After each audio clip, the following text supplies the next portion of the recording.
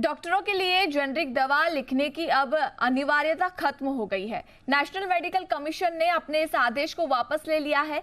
IMA ने सरकार के इस फैसले को अपनी जीत बताया है, मगर इससे आम आदमी को सस्ता इलाज मुहैया कराने की योजना पर पानी फिर गया है।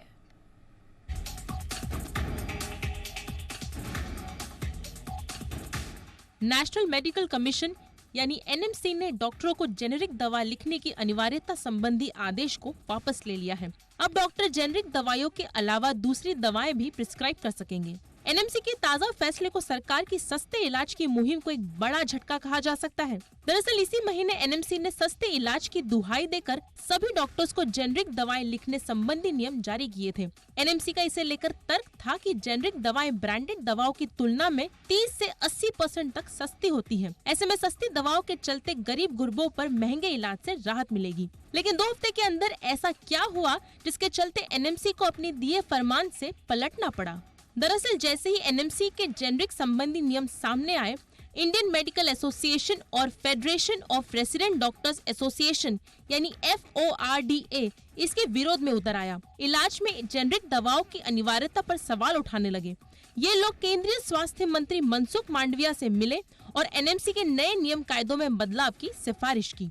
पहले समझते हैं कि आखिर जेनेरिक दवा लिखने की अनिवार्यता के अलावा एनएमसी के वो ऐसे कौन से नियम थे जिस पर आईएमए का विरोध था। तो बता दें कि एनएमसी ने साफ किया था कि जेनेरिक दवा नहीं लिखने पर डॉक्टर का लाइसेंस एक तय समय के लिए सस्पेंड किया जा सकता है। वहीं दवा कंपनियों से किसी तरह के गिफ्ट लेने पर भी एनएमसी ने पाबंदी लगा दी थी। अब समझते हैं कि आखिर एनएमसी के अपने फैसले से पीछे हटने की क्या वजह रही और इसका सस्ते इलाज पर कितना असर पड़ेगा।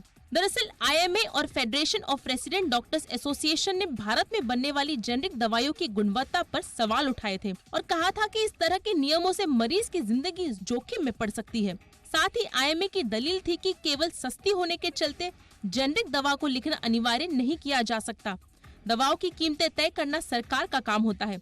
ऐसे में गैर जेनेरिक दवाओं को भी सरकार सस्ता कर सकती है। फिलहाल तो जेनेरिक दवा मामले में सरकार बैकफुट पर आ गई है। इसे विडंबना ही कहेंगे कि जो भारत दुनिया भर को जेनेरिक दवाइयां मुहैया कराने में पहले नंबर पर है और कुल ग्लोबल जेनेरिक दवाओं की सप्लाई में 20% का योगदान करता है, उसी देश में जेनेरिक दवाओं की क्वालिटी को लेकर आशंकाएं जताई जा रही हैं। हो सकता है कि कुछ कंपनियां जेनेरिक दवाओं की क्वालिटी को लेकर खरी न उतर रही हो, लेकिन अधिकांश कंपनियां इस दिशा में तेजी से आगे बढ़ रही हैं और ग्लोबल फार्मा के तौर पर देश की साख बढ़ा रही हैं। तो फिर जेनेरिक दवा निर्माता कंपनियों को प्रोत्साहित करने को लेकर कैसा गुरेज।